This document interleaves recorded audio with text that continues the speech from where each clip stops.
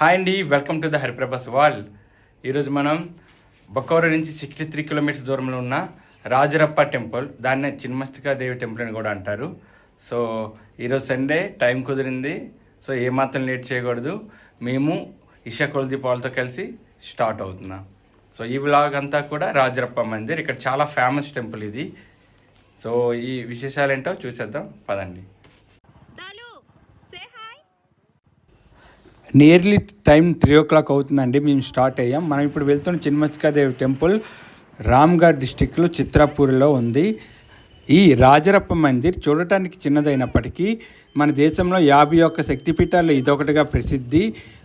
And Jharkhand రాష్ట్రంలో చాలా ప్రాముఖ్యత కలది.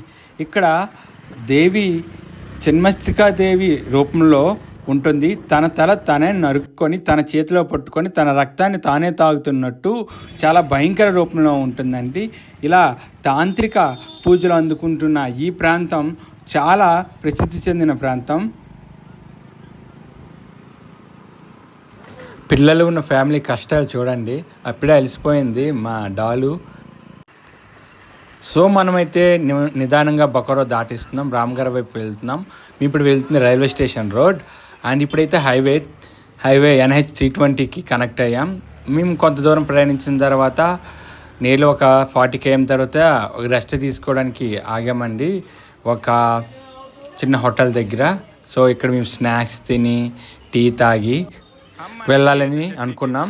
ఈ పకోడీ మా బుజ్జమ్మ అయితే బయటకు వస్తే అస్సలు తినడానికి ఇష్టపడదు, ఎందుకంటే ఇక్కడ ఆయిల్ అనేది ఎక్కువగా ఆవాలను వాడతారండి. సో అందుకే తినడానికి చాలా ఆలోచించింది, బట్ టేస్ట్ కొంచెం పర్వాలేదు, బాగుందని నేనే రిక్వెస్ట్ చేస్తే తినడానికి రెడీ అయ్యింది. లేదంటే బాగా అలసిపోయామండి. అండ్ ఇక్కడ టీ అయితే మనకి ఎప్పుడు ఈ మట్టి పాత్రలోనే ఇస్తుంటారు. ఇక్కడ అది ఒక విధంగా చాలా మంచిదని చెప్పాలి. చిన్న చిన్న కాగితపు దీంట్లో ఇచ్చి అక్కడ మైక్రోన్ సంథింగ్ హెల్త్ ప్రాబ్లమ్స్ అని ఉంటాయి, అటువంటిది ఇక్కడ ఉండదు. ఎక్కడ వెళ్ళినా కూడా షాప్లో ₹1-2 ఎక్స్ట్రా తీసుకుని కూడా మట్టి పాత్రలోనే ఇస్తుంటారు. సో మేము పకోడీ అంతా తిని మళ్ళీ స్టార్ట్ అయ్యాం, రీఫ్రెష్ అయిపోయాం. ఇంకా నియర్లీ ఒక 25 కిలోమీటర్స్ ఉంది, 25 to 60. ఇక్కడ చూడండి, మనం వచ్చేసాం. ట్రైబల్ ఏరియా ఇదంతా, కొండలు, తోటలు. అసలు ఈ లొకేషన్ చూస్తుంటేనే ఎంతో ఆహ్లాదకరంగా అనిపిస్తుంది. ఇప్పుడైతే టైం నియర్లీ ఈవినింగ్ 5 దాటేసిందండి. మనం ఇక్కడి నుంచి ఇంకా లోకల్ రూట్కి కనెక్ట్ అవుతున్నాం. ఇక్కడ నుంచి చూద్దాం ఎంత దూరం ఉంటుందో. చూడండి, రాజరప్ప మందిర్ 16 km అని ఉంది. వామ్మో, చూడాలి ఎలా ఉంటుంది రూట్ అంతా. ఇక్కడ నుంచి ఇంకా విలేజెస్ అన్నీ ఉంటాయి. వావ్, అసలు ఈ చెట్లు చూడండి, అక్కడ రెడ్ ఫ్లవర్స్ ఉన్నాయి కదా, చూడండి అక్కడ. అమ్మో, చాలా బాగుంది, చాలా అంటే చాలా. అండ్ ఇక్కడైతే మేము మధ్యలో దిగి ఫోటోలు తీసుకొని నేచర్ని చాలా ఎంజాయ్ చేసాం. మనం అయితే నార్మల్గా ఫోటోషూట్కి స్పెషల్ ప్లేసులకి వెళ్ళాలి అవంతా, కానీ ఇక్కడైతే మేము వెళ్తున్న దేవుని దర్శనంకైనా కూడా మిడిల్లో ఇటువంటి ఈ లొకేషన్స్ అబ్బా చాలా చాలా మంచిగా అనిపించాయండి. అండ్ లొకేషన్స్ కూడా ఇంత బాగోవడానికి ఇంకొక రీజన్, యాక్చువల్గా ఇది స్ప్రింగ్ కదండి, నార్మల్గా ఇప్పుడే చేంజ్ అవుతుంది. సో నేచర్ కూడా కొత్తగా రెడీ అవుతుంది. సో చాలా బాగుంది. సో ఈ టైంనే ఇక్కడ సెలబ్రేట్ చేసుకోవడానికి ట్రైబల్స్ కూడా కొన్ని ఫెస్టివల్స్ని కూడా సెలబ్రేట్ చేసుకుంటూ ఉంటారు.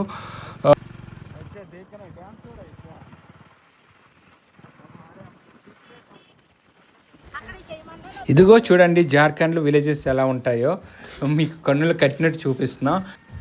అదిగో సౌండ్ వినిపిస్తుంది, చెప్పాం కదండి ఫెస్టివల్స్ అని. ఈ స్ప్రింగ్ టైంలో ఎగ్జాంపుల్ షర్హుల్ ఫెస్టివల్ ఉంటుంది. అంటే షర్హుల్ అనే ట్రీ ఫ్లవర్స్ని పట్టుకొని డ్యాన్స్ చేస్తుంటారు ట్రైబల్స్. చూడండి, వాళ్ళు వేసుకుని ఇక్కడ ట్రెడిషనల్ డ్రెస్సెస్. అండ్ వీళ్ళు కూడా సంస్కృతిని కాపాడుకోవాలని చాలా ట్రై చేస్తూ ఉంటారు. ఇక్కడ మేము చూస్తుంటాం కదా, వీళ్ళు స్పెషల్గా మీటింగ్స్ అని సంథింగ్ చర్చలు అని జరుపుతూ ఉంటారు. వాటికి యంగ్ పీపుల్ కూడా ఈ డ్రెస్సెస్ వేసుకొని అటెండ్ అవుతూ ఉంటారు, అంటే హై పొజిషన్ ఉన్న వాళ్ళు అండ్ యంగ్ పీపుల్స్.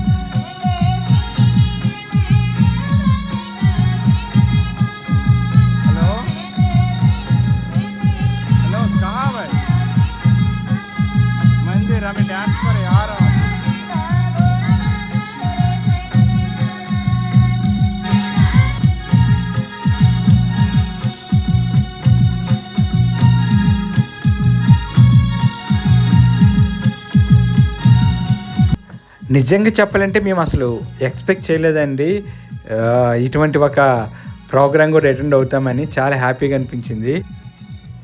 అండ్ మనం ఇప్పుడు వెళ్తున్న టెంపుల్ కూడా ఇక్కడ సంతాల్ ట్రైబల్స్ అండ్ అదర్ ట్రైబల్స్కి ఒక స్పెషల్ ప్లేస్ అండి. మన వాళ్ళు ఫైనల్ స్టేజ్లో కాశీలో బతకాలి అని ఎలా అనుకుంటారో, ఇక్కడ రాజరప్ప మందిర్ దగ్గర కూడా ఈ ట్రైబల్స్ వాళ్ళ జీవితాన్ని గడపాలని అనుకుంటారు. అండ్ వన్ మోర్ పాయింట్ చెప్పాలంటే, ఇప్పుడు మనం వెళ్తున్న రాజరప్ప మందిర్ దామోదర్ నది ఒడ్డున ఉంది. మ్యాక్సిమం జార్ఖండ్లో ఇప్పుడు మన బొకారో కూడా దామోదర్ అనేది ఒడ్డున ఉంది. సో ఈ నదిలో ఇక్కడ మన ట్రైబల్స్ ఏంటంటే వాళ్ళ చనిపోయిన తర్వాత వాళ్ళ అస్థికలను కూడా ఇక్కడ స్పెషల్గా కలపాలి అనే ఆలోచనలో ఉంటారు. సో చూడండి ఎంత ప్రాముఖ్యత కలిగిన ఒక ప్రదేశము ఇది. మనం నియర్లీ దగ్గరికి వచ్చేసాం. ఇంకా నియర్లీ 1.5 km అండ్ వెళ్తున్న దారి చూసింటే మీకు తెలుస్తుంది మేము ఎంత అడ్వెంచర్ ఫీల్ అయ్యాము, ఎక్స్పీరియన్స్ అయ్యాము. సో మనమైతే ఇప్పుడు దగ్గరికి వచ్చేసాం. ఇది నార్మల్గా డేంజరస్ ప్లేస్ కూడా అండి. ఇక్కడ చాలా వన్యప్రాణులు కూడా ఉంటాయి.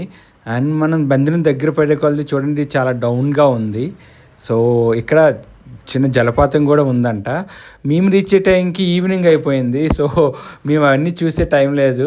అండ్ బై గాడ్స్ గ్రేస్ చీకటి పడేలోపే రీచ్ అయిపోయాం. ఈ రిటర్న్ ఎలా వెళ్తాం అనేది తర్వాత చూసుకుందాం. సో చూడండి ఇక్కడ చాలా వెహికల్సే ఇక్కడ ఆగి ఉన్నాయి. పర్ డే నియర్లీ 3000 నుంచి 5000 మెంబర్స్ ఇక్కడ ఈ సందర్శిస్తారని చెప్తూ ఉంటారు. మేము కూడా ఇక్కడ ఆచారం ప్రకారం దేవుడి దగ్గర తీసుకోవాల్సిన పూజ సామాగ్రిని కూడా ఇక్కడ కొనుక్కొని తీసుకువెళ్తున్నామండి. ఇక్కడ చూడండి ఈ కోవా అనేది స్పెషల్గా దేవుడికి పెడుతుంటారు డబ్బాల్లో తీసుకువెళ్ళి. అండ్ మిగతా సామాగ్రి కూడా. అండ్ మేము లోపలికి ఎంటర్ అవుతున్నాం డౌట్ఫుల్గానే. యాక్చువల్గా ఇది క్లోజ్ చేసే టైం అండి. అంటే ఈ 1/2 hour ఇలా మొత్తం గుడిని శుభ్రం చేస్తారంట. యాక్చువల్గా గుడి అయితే మార్నింగ్ 5 నుంచి ఈవినింగ్ 9 వరకు తెరిచి ఉంటుంది. బట్ మిడిల్లో హారతి ఇవ్వడానికి అండ్ క్లీన్ చేయడానికి అని కొంత టైంని బంద్ చేస్తూ ఉంటారు.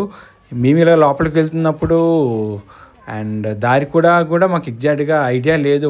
వీళ్ళని అడిగి వెళ్తూ ఉన్నాం.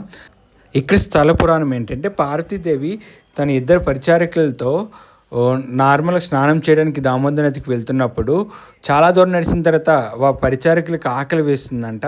వాళ్ళు బాగా ఆకలి చనిపోయే స్థితిలో ఉన్నాము అనేసి చాలా ఏడుస్తూ ఉంటే, అప్పుడు పార్వతీదేవి తన మెడ తనే కట్ చేసుకొని, మీన్స్ కాళికాదేవి అయ్యి కట్ చేసుకొని 3 దారులకు వచ్చిన రక్తంలో 2కి 2 దారులు ఇవ్వగా తను కూడా తన చేతిలో తన తలను పట్టుకొని ఇంకో దార రక్తాన్ని తను తాగుతుంది.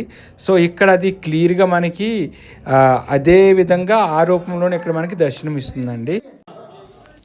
దొంగతనంగా తీసాను ఈ వీడియో. యాక్చువల్గా చాలా చిన్నగా ఉంటుంది గర్భగుడి. సో ఆ దర్శనం అయిపోయిన తర్వాత మన ఆలయ ప్రాంగణంలో ఉన్న సూర్యుని మరియు శివుని ఆలయాలను కూడా దర్శించుకొని పూజలు చేసుకొని అండ్ తర్వాత ఏమో ఇక్కడ బలిపీఠాలు కూడా ఉన్నాయండి. ప్రతి ఈ మండే మరియు సాటర్డే ఇక్కడ బలులు కూడా అర్పిస్తారంట ఈ మాతకి. సో ఆ బలిపీఠం కూడా చూసాం. అండ్ తర్వాత మేము ఇక్కడ ఈ దేవత యొక్క రక్షణను కూడా చేతికి కట్టించుకొని ఇక్కడి నుంచి మేము దగ్గరలోనే ఉన్న చూడండి ఇక్కడ కొలను, ఇదే దామోదర్ నది. ఇప్పుడు వాటర్ చాలా తక్కువగా ఉంది. ఇది కూడా ఆలయానికి ఆనుకునే ఉంది. మేము కొంచెం లేట్గా వచ్చాం, లేదంటే ఇంకొంచెం చాలా టైం స్పెండ్ చేసి దగ్గరలో ఉన్న అన్ని ప్రదేశాలు కూడా చూసేవాళ్ళం. ఇంకా నియర్లీ 7 o'clock అవుతుందండి. మేమైతే రిటర్న్ అయ్యాం ఇక్కడి నుంచి. ఇంకా దగ్గర మిడిల్లో మళ్ళీ స్నాక్స్కి ఆగాం. మీన్స్ ఇక్కడ టేస్ట్లు చూద్దామని. ఇది జార్ఖండ్లో చాలా ఫేమస్ అండి వంటకం. ఇది దుస్కా అంటారు. చూడండి రైస్ కేక్ అనొచ్చు, రైస్తో చేస్తారు. కానీ నాకైతే నచ్చలేదు దుస్కా. ఆల్రెడీ సెకండ్ టైము టేస్ట్ చూడడం ఇప్పుడైనా బాగుంటుందేమో అని, బట్ నచ్చలేదండి. ఇక్కడ దుస్కా ఇది స్పెషల్ ఐటము. అండ్ ఇక్కడ కొంచెం వెయిట్ చేసి తిని, అది లిట్టి చోకా చూడండి అక్కడ కాలుస్తున్నాయి బాల్స్ లాంటివి. ఇక్కడ లిట్టి చోకా బీహార్లో జార్ఖండ్లో చాలా ఫేమస్. అది మార్నింగ్ టిఫిన్ లెక్క కూడా తింటారు. అండ్ అదైన తర్వాత మళ్ళీ మన పాత రెస్టారెంట్కి వెళ్ళాం, మీన్స్ మధ్యాహ్నం ఆగిన రెస్టారెంటు. సో మేమైతే butter roti and butter paneer order పెట్టుకున్నామండి. మంచిగా ఇక్కడ డిన్నర్ కంప్లీట్ చేసుకొని అండ్ కరెంట్ ఛార్జింగ్ పెట్టుకొని రెస్ట్ తీసుకొని నిదానంగా స్టార్ట్ అయ్యాం. అండ్ తర్వాత బొకరో రీచ్ అయిన తర్వాత ఇదిగోండి ఈ నయా మోడ్లో స్పెషల్ టీ, సో స్పెషల్ చాయ్ కూడా ఇక్కడ మళ్ళీ తాగి సో ఇక్కడి నుంచి మన క్వార్టర్స్కి స్టార్ట్ అయ్యాం. సో ఇదండి ఈ రాజరప్ప మందిర్ యొక్క blog speciality. Bye bye, take care friends, మళ్ళీ కలుద్దాం.